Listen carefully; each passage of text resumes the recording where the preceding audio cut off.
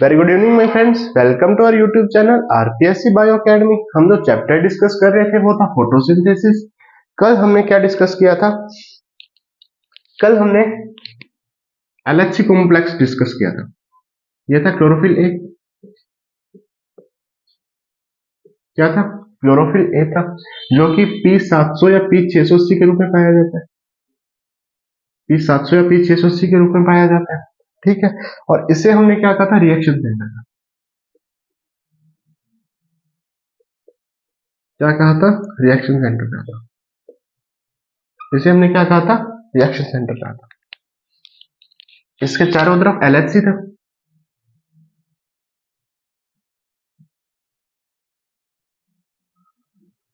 इसके चारों तरफ क्या था? एलएचसी था।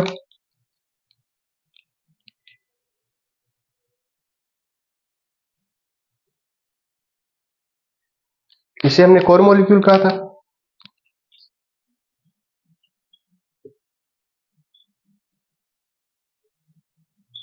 कोर मॉलिक्यूल कहा था। और इसे हमने क्या कहा था? एंटीना कहा था।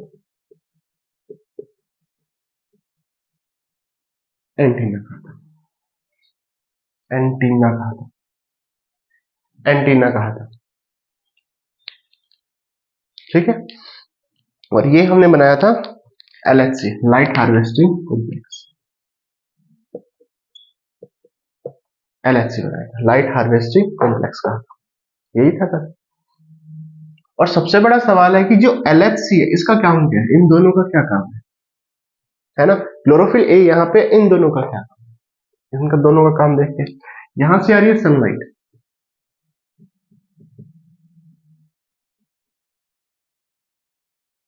आ रही है। अगर ये सनलाइट हाई इंटेंसिटी की आ जाए, इंटेंसिटी कैसी हो? ज्यादा हो, हाई इंटेंसिटी की लाइट आ जाए, तो क्लोरोफिल ए का ऑक्सीडेशन हो जाएगा।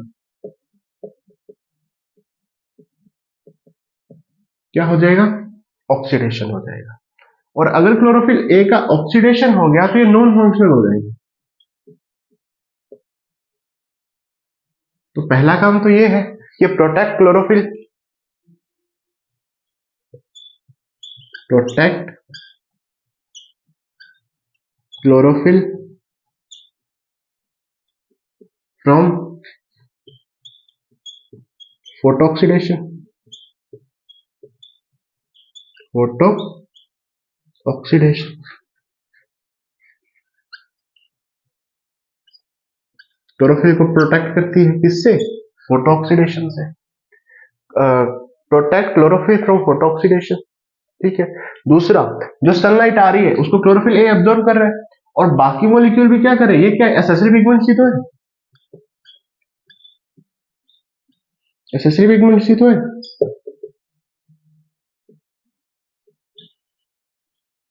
ये बाकी वेवलेंथ की लाइट को क्या करे? एब्जॉर्ब कर रहा है। क्लोरोफिल ब्लू और रेड लाइट को एब्जॉर्ब कर रहा है, और ये एसेसरी पिगमेंट बाकी जो भी लाइट है उसको क्या कर रहे हैं? एब्जॉर्ब कर रहे हैं। एसेसरी पिगमेंट्स क्या करते हैं? डिफरेंट वेवलेंथ की लाइट को क्या करते हैं? एब्जॉर्ब करते हैं। डिफरेंट वेवलेंथ की लाइट को क्या करते हैं? एब्जॉर्ब करते हैं। तो ये एब्जॉर्ब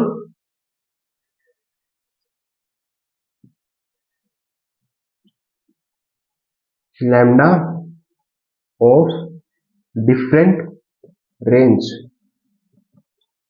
डिफरेंट रेंज की लैम्डा को क्या करते हैं? एब्जॉर्ब करते हैं। डिफरेंट रेंज की लैम्डा को क्या करते हैं? एब्जॉर्ब करते हैं। डिफरेंट रेंज की लैम्डा को क्या करते हैं? एब्जॉर्ब करते हैं, ठीक है। तो एक जो सनलाइट से लाइट आ रही है उसकी इंटेंसिटी अगर हाई होगी तो ये ऑक्सीडेशन कर देगा क्लोरोफिल ए का, जिससे क्लोरोफिल ए नॉन फंक्शनल हो जाएगा। तो ये protect chlorophyll from from photo oxidation. Photo oxidation से क्लोरोफिल को क्या करते हैं? प्रोटेक्ट करते हैं। Absorb lambda from different range, ये जो लैम्डा है, जो डिफरेंट रेंज की लैम्डा है, उनको क्या करते हैं? एब्जॉर्ब करते हैं। तो ये इन दोनों का काम था, एलएचसी का काम था। लाइट हार्वेस्टिंग कॉम्प्लेक्स का क्या था? काम था। ये कल हमने डिटेल में पढ़ा ही था। अब हम बात करते हैं क्लोरोफिल ए की। किसकी बात करते हैं? क्लोरोफिल ए की, यानी P700 या P680, इसकी बात करते हैं।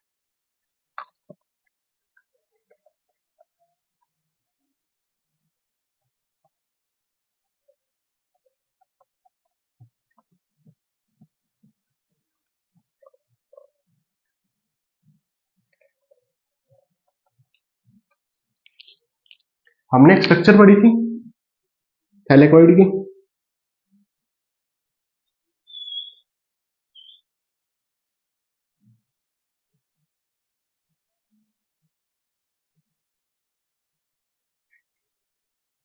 इस तरह से एक के ऊपर एक सिक्के वगैरह स्थित होते हैं, कौन? थैलेकॉइड, है ना।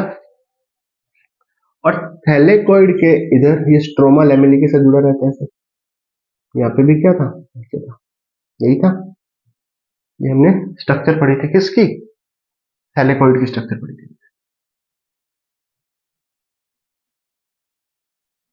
थैलेकॉइड की स्ट्रक्चर पढ़ी, इसे बोला था ग्रेनम पार्ट।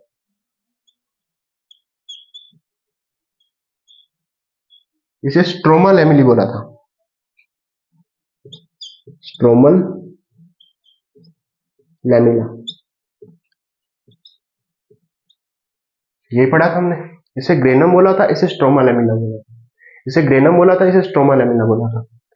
इस ग्रेनम के ऊपर इस तरह से पिगमेंट्स पाए जाते हैं,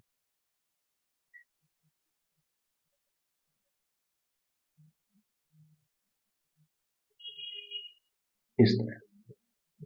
इसे हमने कहा PS1, इसे हमने कहा PS2। Photo system 1, photo system 2, photo system 1, photo system, ये पूरा फोटो सिस्टम वही है जिसमें बीच में क्लोरोफिल ए होगा, उसके चारों तरफ LHC होगा, कोर मॉलिक्यूल होगा, एंटीना होगा। लेकिन जो स्ट्रोमा लैमेली वाला हिस्सा है, जो स्ट्रोमा लैमेली वाला हिस्सा है, इसमें केवल PS1 पाया जाएगा। इसमें केवल क्या पाया जाएगा? फोटो सिस्टम 1 पाया जाएगा। इसमें केवल फोटो सिस्टम 1 पाया जाएगा। जबकि जो ग्रेनम वाला हिस्सा है उसमें फोटो सिस्टम 1 भी प्रेजेंट है और फोटो सिस्टम 2 भी प्रेजेंट है। उसमें फोटो सिस्टम 1 भी प्रेजेंट है और फोटो सिस्टम 2 भी प्रेजेंट है। तो अब जो हम देखते हैं वो है फोटो सिस्टम 1, PS1 और PS2, फोटो सिस्टम, इसको हम डिटेल में पढ़ते हैं, फोटो सिस्टम 1 को और फोटो सिस्टम 2 को। जो फोटो सिस्टम 1 है वो स्ट्रोमा लैमेली में भी पाया जाता है और ग्रेना में भी पाया जाता है। फोटो सिस्टम 1 कहां पाया जाता है? स्ट्रोमा लैमेली में भी, स्ट्रोमा लैमेला में भी और ग्रेना में भी। लेकिन फोटो सिस्टम 2 केवल ग्रेनम पार्ट में पाया जाता है। कहां पाया जाता है? ग्रेनम पार्ट, केवल ग्रेनम पार्ट में पाया जाता है। देख लीजिए, फोटो सिस्टम 1 स्ट्रोमा लैमेली में भी पाया जाता है और ग्रेनम में भी पाया जाता है, जबकि फोटो सिस्टम 2 केवल स्ट्रोमा लैमेली में पाया जाता है। फोटो सिस्टम 2 केवल ग्रेनम पार्ट में पाया जाता है, फोटो सिस्टम 2 केवल ग्रेनम पार्ट में पाया जाता है। फोटो स्ट्रोमा लैमेली में फोटो सिस्टम 1 पाया जाता है। ठीक है, तो फोटो सिस्टम 1 स्ट्रोमा लैमेली और ग्रेनम पार्ट में पाया जाता है, फोटो सिस्टम 2 केवल ग्रेनम पार्ट में। ठीक है, अगर बात करें तो इसे P700 भी कहते हैं, इसे P680 भी कहते हैं। इसको रफ कर देते हैं।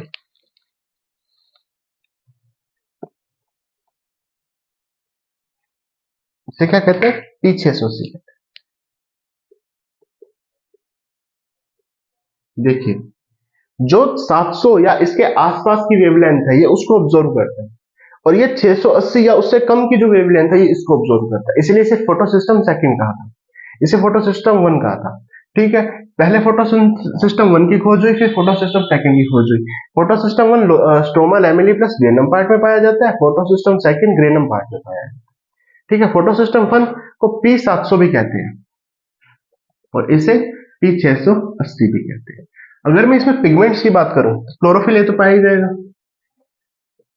क्लोरोफिल भी, कैरोटेनॉइड्स, ये पिगमेंट्स पाए जाते हैं। अगर यहां मैं पिगमेंट्स की बात करूं, यहां मैं पिगमेंट्स की बात करूं तो chlorophyll A, chlorophyll B, carotenoids,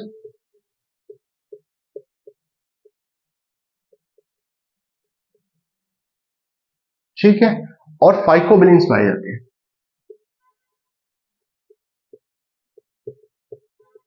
और फाइकोबिलेंस पाया जाता है। ठीक है, अगर मैं फोटोफॉस्फोराइलेशन की बात करूं तो PS1 नॉन साइक्लिक फोटोफॉस्फोराइलेशन में भी पाया जाता है और साइक्लिक फोटोफॉस्फोराइलेशन में भी पाया जाता है। ये साइक्लिक और नॉन साइक्लिक फोटोफॉस्फोराइलेशन में पाया जाता है। फोटोफॉस्फोराइलेशन पाया जाता है। यह साइक्लिक और नॉन साइक्लिक फोटोफॉस्फोराइलेशन में पाया जाता है। ठीक है, ये केवल नॉन साइक्लिक फोटोफॉस्फोराइलेशन में पाया जाता है, नॉन साइक्लिक। अगर यहां बात करें तो यहां फोटोलिसिस ऑफ वाटर होता है, फोटोलिसिस ऑफ वाटर नहीं होता, फोटोलिसिस ऑफ वाटर नहीं होता, यहां फोटोलिसिस ऑफ वाटर होता है। वाटर जो है, पानी जो है, वो प्रकाश की प्रेजेंस में टूटता है, फोटोलिसिस होता है। फोटो का मतलब लाइट, लिसिस का मतलब टूटना, किसका? वाटर का। लाइट की प्रेजेंस में वाटर का टूटना यहां नहीं होता, यहां होता है। ठीक है, जब लाइट की प्रेजेंस में वाटर टूटता है तो ऑक्सीजन की लिबरेशन यहां नहीं होगी, यहां होगी, liberation of oxygen, liberation of oxygen यहां नहीं होगी, लेकिन यहां होगी। ठीक है, देखते हैं। यहाँ स्ट्रोमा लैमेली प्लस ग्रेनम दोनों पार्ट में पाया जाता है, ये केवल ग्रेनम पार्ट में पाया जाता है। ये P700 क्योंकि ये 700 या उसके आसपास की वेवलेंथ को एब्जॉर्व करता है, ये P680 क्योंकि 680 या उसके आसपास की वेवलेंथ को क्या करता है? एब्जॉर्व करता है। पहले खोज इसकी हुई थी तो इसे PS1 कहा, बाद में खोज इसकी हुई थी इसे PS2 कहा। ठीक है, ये क्लोरोफिल, इसमें chlorophyll A, chlorophyll B, carotenoids पाए जाते हैं। इसमें chlorophyll A, chlorophyll B, carotenoids plus फाइकोबिलेंस भी पाए जाते हैं। ये साइक्लिक और नॉन साइक्लिक दोनों फोटोफॉस्फोराइलेशन में पाया जाता है। जब हम फोटोफॉस्फोराइलेशन पढ़ेंगे तब हम डिटेल में पढ़ेंगे। ये केवल नॉन साइक्लिक फोटोफॉस्फोराइलेशन में पाया जाता है। ठीक है, यहाँ फोटोलिसिस ऑफ वाटर नहीं होता। ठीक है, यहाँ होता है। यहाँ लिबरेशन ऑफ ऑक्सीजन, ऑक्सीजन बाहर नहीं निकलती, यहाँ निकलती है। ये सेंसिटिव होता है इनहिबिटर्स के प्रति, जैसे DCMU इसके प्रति सेंसिटिव नहीं होता, लेकिन ये DCMU के प्रति क्या होता है? सेंसिटिव। ये इनहिबिटर्स है, इसके प्रति सेंसिटिव नहीं होता। अब DCMU क्या है? DCMU क्या है? इधर लिख देता हूं, DCMU डाइक्लोरो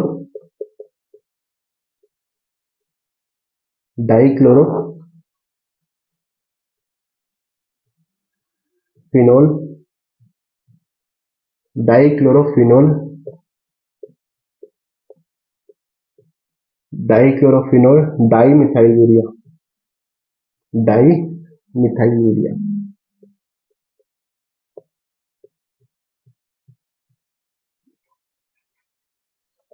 ये इनहिबिटर्स के प्रति सेंसिटिव नहीं होता, लेकिन ये इनहिबिटर्स के प्रति क्या होता है? सेंसिटिव। जैसे DCMU इसमें डाल देंगे तो ये रुक जाएगा। ठीक है, तो ये सेंसिटिव होता है किसके प्रति? DCMU डाइक्लोरोफिनोल डाइमेथिल यूरिया के प्रति क्या होता है? सेंसिटिव होता है। ठीक है, तो PS1 और PS2 में ये डिफरेंस आ गया। PS फोटो सिस्टम 1 और फोटो सिस्टम 2 में क्या आ गया? डिफरेंस आ गया। अब अगला टॉपिक पे चलते हैं।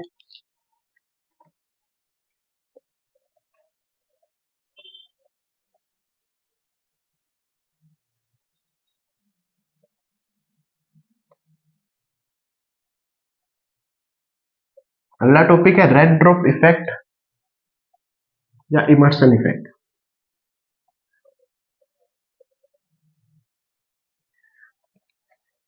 टॉपिक का क्या नाम है? Red drop effect.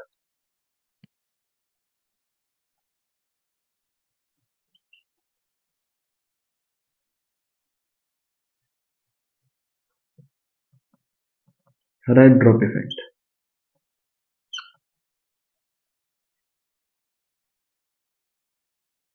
मान लीजिए कोई फोटो सिस्टम है या कोई क्लोरोफिल है, ये क्लोरोफिल है, इसमें सनलाइट आई,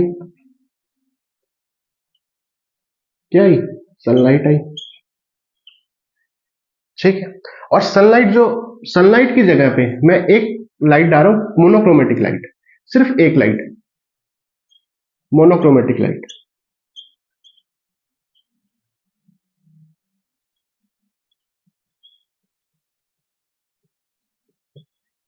मैं सनलाइट की जगह पे मोनोक्रोमेटिक लाइट डाल रहा हूं जिसकी वेवलेंथ यानी लैम्डा है 690 नैनोमीटर के आसपास। मैं प्लांट में मोनोक्रोमेटिक लाइट डाल रहा हूं जिसकी वेवलेंथ क्या है 690 नैनोमीटर के आसपास। ठीक है, और देखता हूं कि इसका जो फोटोसिंथेसिस है वो कम होगा। फोटोसिंथेसिस क्या होगा, कम होगा। ऐसा क्यों? जब मैंने एक मोनोक्रोमेटिक लाइट डाली 690 नैनोमीटर की तो इसका फोटोसिंथेसिस कम हो गया। ऐसा क्यों हुआ? क्योंकि जब 690 नैनोमीटर की लाइट डाली तो केवल PS1 ही काम कर रहा, क्योंकि PS1 की क्या होती है, P 700 के आसपास होती है। तो PS सेकंड काम नहीं कर रहा था तो फोटोसिंथेसिस क्या हो गया, कम हो गया। इसे रेड ड्रॉप इफेक्ट है। जब कोई ज्यादा वेवलेंथ की लाइट डाली जाए तो केवल PS1 ही काम करता है, PS2 काम नहीं करता, जिससे फोटोसिंथेसिस क्या हो जाता है, कम हो जाता है। इसे क्या कहते हैं, रेड ड्रॉप इफेक्ट कहते हैं। जब मोनोक्रोमेटिक लाइट डाली जाती है 690 नैनोमीटर की या उससे ज्यादा की तो केवल PS1 ही काम करता है, PS सेकंड काम नहीं करता, जिस कारण फोटोसिंथेसिस क्या हो जाती है, कम। इसे रेड ड्रॉप इफेक्ट कहते हैं। दूसरा इफेक्ट कौन सा था? दूसरा इफेक्ट था Emerson effect. Emerson effect,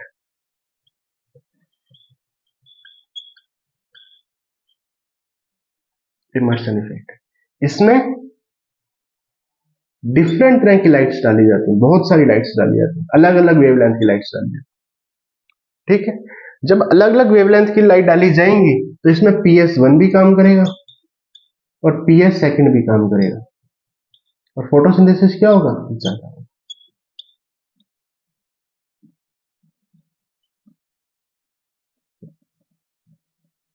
photosynthesis क्या होगा, ज्यादा होगा। इसे क्या कहा, इमर्सन इफेक्ट।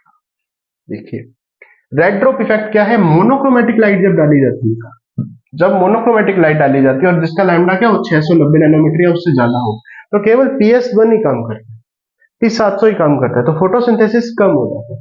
लेकिन जब डिफरेंट लैम्डा की लाइट डाली जाए, डिफरेंट लैम्डा की लाइट डाली जाए, ठीक है, तो PS1 भी काम करेगा, PS सेकंड भी काम करेगा। जब वेवलेंथ हाई भी हो लो भी हो तो फोटोसिंथेसिस क्या होगा, ज्यादा हो। इसे क्या कहेंगे, इसे इमर्सन इफेक्ट।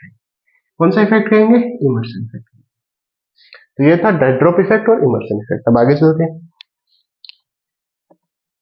अब है mechanism of photosynthesis.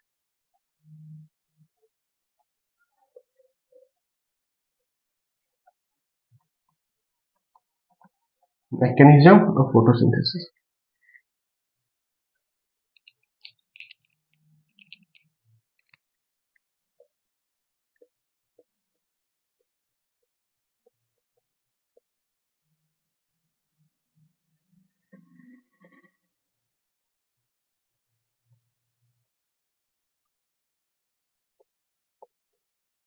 Mechanism of photosynthesis, photosynthesis की मैकेनिज्म। ठीक है, फोटोसिंथेसिस की मैकेनिज्म को देखा जाए तो एक होती है लाइट रिएक्शन, एक होती है डार्क रिएक्शन।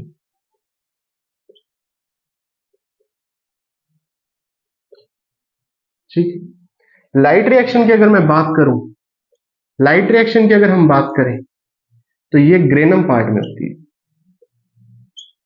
और ये स्ट्रोमा में होती है। क्लोरोफिल के ग्रेनम पार्ट में होती है, ये कहां होती है, स्ट्रोमा पार्ट में होती है। यहां प्रोडक्शन प्रोडक्शन ऑफ एनर्जी, किसका प्रोडक्शन होता है, एनर्जी का प्रोडक्शन होता है। और यहां प्रोडक्शन होता है ग्लूकोज का।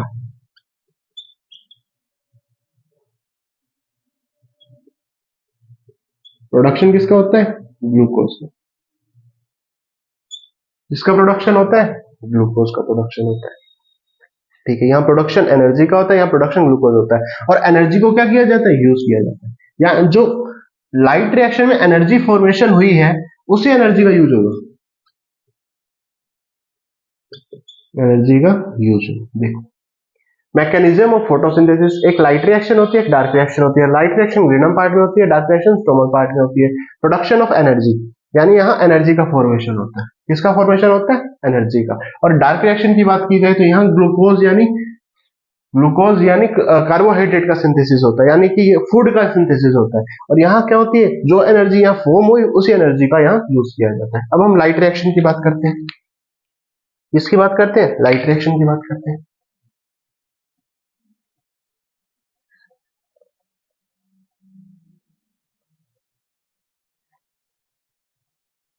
लाइट रिएक्शन की बात करते हैं।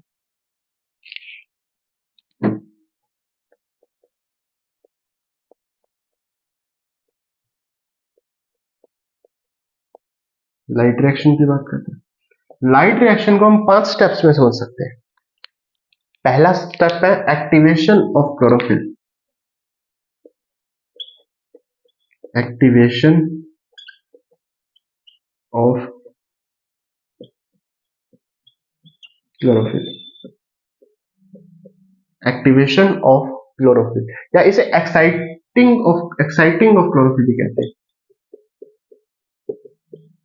एक्साइटिंग ऑफ क्लोरोफिल भी कहते हैं। एक्साइटिंग ऑफ क्लोरोफिल भी कहते हैं। एक्टिवेशन भी कहते हैं, एक्साइटिंग ऑफ क्लोरोफिल भी कहते हैं। जो क्लोरोफिल है,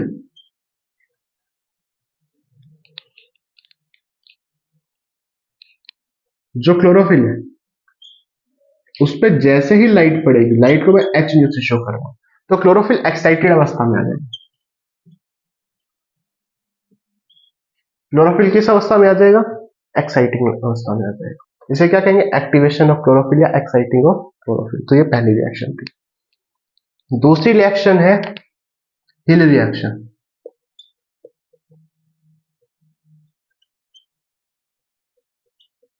इसे कहते हैं फोटोलिसिस ऑफ वाटर।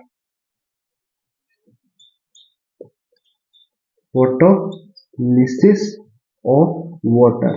वाटर का क्या होना? फोटोलिसिस होना। वाटर का क्या होना?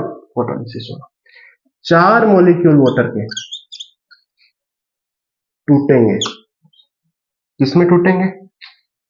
4H plus plus 4OH negative. 4 molecule water के 4H plus plus 4OH negative में क्या होंगे? टूटेंगे। टूटेंगे। इसे कहते हैं हिल रिएक्शन या फोटोलिसिस ऑफ वाटर। इसके लिए क्या चीज चाहिए? एक तो मैग्नीशियम चाहिए, मैग्नीज चाहिए, और क्या चाहिए? कैल्शियम चाहिए। ठीक है। और क्या चाहिए? क्लोराइड आयन चाहिए, Cl नेगेटिव आयन चाहिए। ठीक है। और क्या चाहिए? लाइट चाहिए, लाइट चाहिए। और क्या चाहिए? हिल ऑक्सीडाइजिंग एजेंट चाहिए, हिल ऑक्सीडाइजिंग एजेंट चाहिए। क्या इसे जेड एंजाइम भी कहते हैं?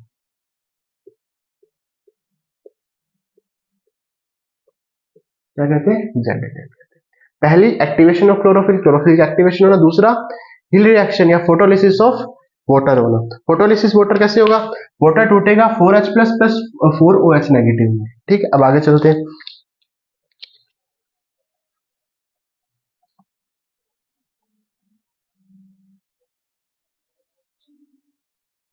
अब आगे चलते हैं। ये जो 4OH नेगेटिव है, क्या है? 4OH negative. ये वापस किस में टूटेंगे? ये टूटेंगे 2H2O 2H2O प्लस ऑक्सीजन में। किसमें टूटेंगे? 2H2O प्लस ऑक्सीजन में टूटेंगे। ठीक है। Plus 4 electrons, plus 4 electrons. इसके लिए क्या चाहिए? मैग्नीज आयन चाहिए। क्या चाहिए? मैग्नीज आयन चाहिए। हमने अभी देखा मैग्नीज आयन चाहिए। ये पूरी रिएक्शन एक रिएक्शन है, ये सारी एक ही रिएक्शन है। इसको मैंने अलग अलग लिखा है। इसके लिए मैग्नीज आयन चाहिए। मैग्नीज आयन क्या करेगा? Transport of electron, transport of electron. सबसे इंपॉर्टेंट अगर कोई चीज चाहिए वो मैग्नीज आयन चाहिए। सबसे इंपॉर्टेंट क्या चाहिए? मैग्नीज आयन सबसे इंपॉर्टेंट है। एक और क्या चाहिए इसके लिए? एक हील ऑक्सीडाइजिंग एजेंट चाहिए, हील ऑक्सीडाइजिंग एजेंट चाहिए। एक 4H जो प्लस निकले हैं, ये कहाँ जाएंगे, ये ल्यूमेन में चले जाएंगे। कहाँ चले जाएंगे, ल्यूमेन में चले। देखो ये थैलेकॉइड था, ये क्या था, थैलेकॉइड। ये थैलेकॉइड की ल्यूमेन है। जो 4H+ आयन है ये ल्यूमेन में चले जाएंगे। ठीक है। मैंगनीज आयन सबसे इंपॉर्टेंट आयन है, ये ट्रांसपोर्ट ऑफ इलेक्ट्रॉन करता है। इलेक्ट्रॉन का क्या करता है, ट्रांसपोर्ट करता है। अब बात करते हैं हिल ऑक्सीडाइजिंग एजेंट की। इसकी बात करते हैं हिल ऑक्सीडाइजिंग एजेंट की।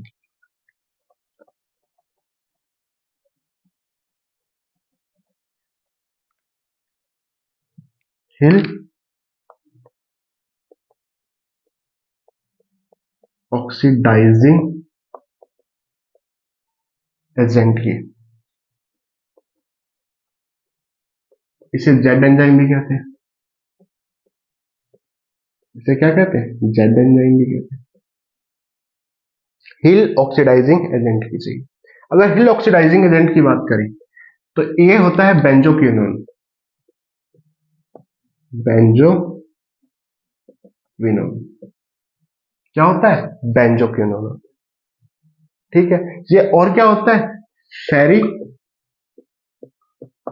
साइनाइड। फेरी साइनाइड के रूप में हिल ऑक्सीडाइजिंग एजेंट या जेड एंजाइम से जो बेंजोक्विनोन होता है, फेरी साइनाइड होता है। फेरी साइनाइड होता है। और क्या होता है, डाइक्लोरोफिनोल,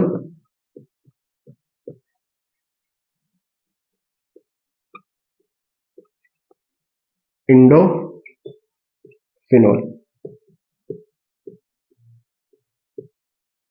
डाइक्लोरोफिनोल, इंडोफिनोल, डाइक्लोरोफिनोल, इंडोफिनोल, इंडोलफिनोल, डाइक्लोरोफिनोल, इंडोलफिनोल, या इसे इंडोफिनोल भी कहते हैं। एक ही बात, इसे इंडोलफिनोल कर लीजिए या इंडो, इसको जब इसको जोड़ेंगे तो इंडोफिनोल बन जाएगा, और जब अलग अलग लिखेंगे तो इंडोलफिनोल होता है। तो एक ही बात है, कोई दिक्कत नहीं। तो ये हो जाएगा डाइक्लोरोफिनोल, इंडोफिनोल हो जाएगा। ठीक है। तो ये हिल ऑक्सीडाइजिंग एजेंट के रूप में कौन कौन काम करता है, एक तो बेंजोक्विनोन काम करता है, एक फेरिसाइनाइड काम करता है, एक डाइक्लोरोफिनोल, इंडोफिनोल काम करता है। तो ये हिल रिएक्शन आ गई। हिल रिएक्शन में क्या होगा कि वाटर टूटेगा किसमें, 4H+ प्लस 4OH नेगेटिव में। 4OH आगे टूटेंगे किसमें, 2H2O बनाएंगे, 2H2O बनाएंगे और 4 इलेक्ट्रॉन्स बनाएंगे। और क्या बनाएंगे, ये किसमें टूटेंगे, 2H2O में प्लस ऑक्सीजन में प्लस 4 इलेक्ट्रॉन्स में, ये बनाएंगे ये। और 4H+ कहां चले जाएंगे, ल्यूमेन में चले जाएंगे। तो ये क्या था, हिल रिएक्शन या फोटोलिसिस ऑफ वाटर था। हिल रिएक्शन या फोटोलिसिस ऑफ वाटर था। आगे चलते हैं। आगे लिबरेशन ऑफ ऑक्सीजन। तीसरा स्टेप कौन सा है, liberation of oxygen. Liberation of oxygen, जैसे इंडोफिनोल या एंडोलफिनोल एक ही बात है, उसमें कोई इतना कंफ्यूज मत हो जाना।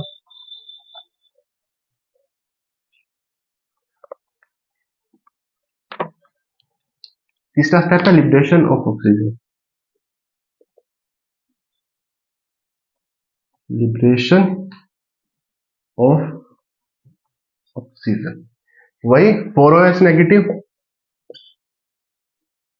किसमें टूटेंगे, 2H2O में, प्लस क्या निकलेगी, ऑक्सीजन। इसी का लिबरेशन होगा। ठीक है। चौथा स्टेप है regeneration, regeneration of reducing power.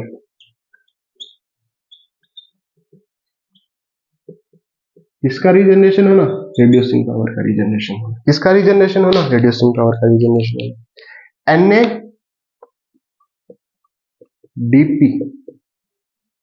इसके साथ जो 4OH आयन उसमें गए थे ल्यूमेन में, वही काम आएंगे।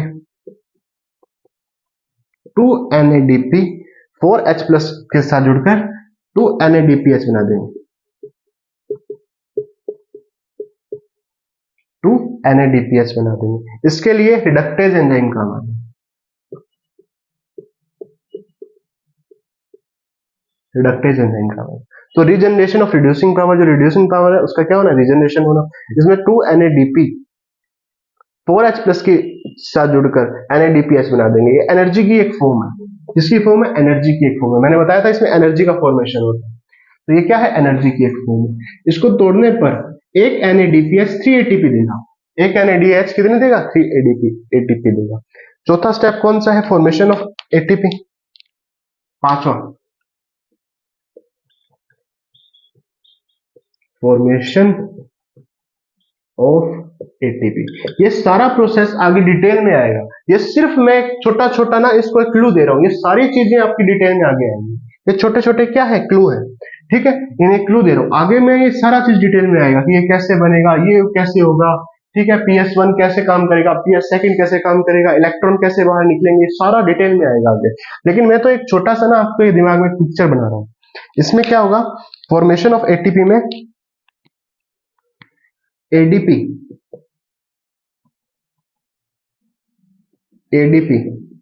प्लस इनऑर्गेनिक फॉस्फेट आपस में जुड़कर, एडीपी प्लस इनऑर्गेनिक फॉस्फेट आपस में जुड़कर एटीपी का फॉर्मेशन करेंगे। ये सारा डिटेल में आएगा। सारा क्या आएगा? डिटेल में आएगा। इसमें एटीपी सिंथेटाइज एंजाइम काम आएगा। सिंथेटाइज एटीपी सिंथेटाइज एंजाइम काम आएगा। एटीपी सिंथेटाइज एंजाइम में काम आएगा, ठीक है, जिसमें फॉर्मेशन ऑफ एटीपी होगा, इसमें एटीपी सिंथेटाइज एंजाइम काम में आएगी, ठीक है। और इसमें एडीपी प्लस इनऑर्गेनिक फॉस्फेट मिलकर किसका फॉर्मेशन करेंगे? एटीपी का। ये सारी चीजें डिटेल में आएंगे। अब जब हम फोटोफॉस्फोरिलेशन पढ़ेंगे उसमें ये सारी चीजें, क्योंकि हम लाइट रिएक्शन पढ़ रहे हैं, लाइट रिएक्शन में अब इसका लाइट रिएक्शन का अगला टॉपिक कौन सा है? फोटोफॉस्फोरिलेशन। उसमें सारी चीजें डिटेल में आएंगी, उसमें सारी चीजें डिटेल में आएंगी। तो आज के लिए इतना ही। Thank you.